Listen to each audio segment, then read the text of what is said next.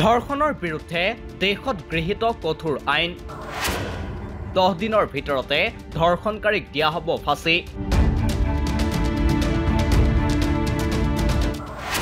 তাৰিখ পে তাৰিখ নহয় 21 দিনত সম্পূৰ্ণ হ'ব লাগিব তদন্ত দেশ কপোৱা ধৰ্ষণ কাণ্ডৰ পাছত কঠোৰ শাসক বিৰোধী দেশত সংঘটিত ধৰ্ষণ কাণ্ড ৰোধ কৰিবলৈ এখন নতুন আইন শেহতীয়াকৈ গৃহীত হয় আইনখনৰ নাম অপৰাজিতা মহিলা আৰু শিশু বিধেয়ক 2024 পশ্চিমবংগ চৰকাৰে গৃহীত কৰিছে এই নতুন আইনখন পশ্চিমবংগৰ মমতা বেনাৰ্জীৰ তৃণমূল কংগ্ৰেছ চৰকাৰে উত্থাপন কৰা এই বিধেয়কখনলৈ সমৰ্থন প্ৰদান কৰিছে বিৰোধী বিজেপিয়েও মঙলবাৰে পশ্চিমবংগ বিধানসভাত গৃহীত হোৱা এই বিধেয়ক ৰাজ্যপালৰ হাতলৈ যাব ৰাজ্যপালৰ অনুমতিৰ পাছতেই এই বিধেয়ক যাব ৰাষ্ট্ৰপতিৰ ওচৰলৈ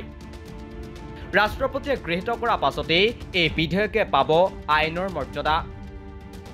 এই বিধেয়কৰ উদ্দেশ্য হৈছে পশ্চিমবংগৰ অপৰাধ আইন আৰু সংশোধনী বিধেয়কত পৰিৱৰ্তন আনি ধৰ্ষণ আৰু যৌন শোষণৰ গোচৰত মহিলা আৰু শিশুৰ সুৰক্ষা বৃদ্ধি কৰা এই বিধেয়ক অনুসৰি যদি ধৰ্ষণৰ পিছত ভুক্তভোগীৰ মৃত্যু হয় বা কোমাত যায় তেন্তে এই পৰিস্থিতিত ধৰ্ষণৰ দোষীক মৃত্যুদণ্ড দিয়া উচিত এই আইন কাৰ্যকৰী হলে দলবদ্ধ ধৰ্ষণৰ দোষীয়ে পাব যাৱজ্জীৱন কাৰাদণ্ড গোটেই জীৱন এনে অপৰাধীক কাৰাগাৰত ৰখাৰ ব্যৱস্থা উল্লেখ কৰা হৈছে এই বিধেয়কত এই সময়ছোৱাত দোষীক পেৰলত ওলাবলৈ দিয়াও উচিত নহয় বুলি উল্লেখ কৰা হৈছে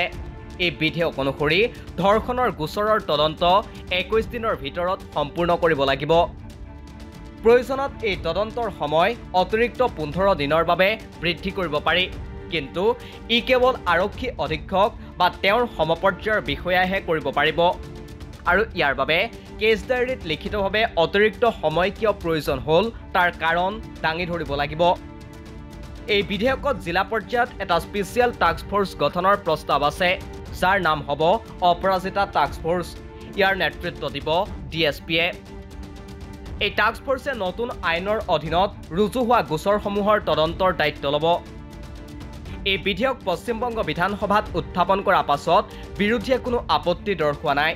বৰং এই বিধেয়ক সন্দৰ্ভত পশ্চিমবংগৰ বিৰোধী নেতা শুভেন্দু অধিকাৰীয়ে কয় আমি বিচাৰো আইনখন শীঘ্ৰে কাৰ্যকৰী হওক এয়া ৰাজ্য চৰকাৰৰ দায়িত্ব আমি ফলাফল বিচাৰো গতিকে আমি বিধেয়কলৈ সম্পূৰ্ণ সমৰ্থন আগবঢ়াইছো মুখ্যমন্ত্ৰী মমতা বেনাৰ্জীয়ে বিৰোধী বিজেপিক উদ্দেশ্যি কয় আমি কেন্দ্ৰৰ আইনত থকা সুৰুঙাবোৰ আঁতৰাবলৈ চেষ্টা কৰিছো বিৰোধীয়ে ৰাজ্যপালক বিধেয়কখনত স্বাক্ষৰ কৰিবলৈ কওক ইয়াৰ পিছত প্ৰণয়ন কৰাটো আমাৰ দায়িত্ব এতিয়া লক্ষণীয় হ'ব এই পশ্চিমবংগ বিধানসভাত গৃহীত হোৱা বিধেয়কখনৰ প্ৰতি ৰাজ্যপাল আৰু ৰাষ্ট্ৰপতিয়ে অনুমতি প্ৰদান কৰে নে নকৰে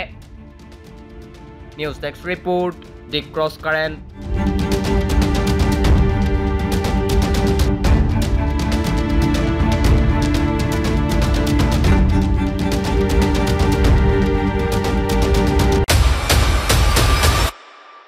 তথ্যৰ ভিত্তিত বিশ্লেষণ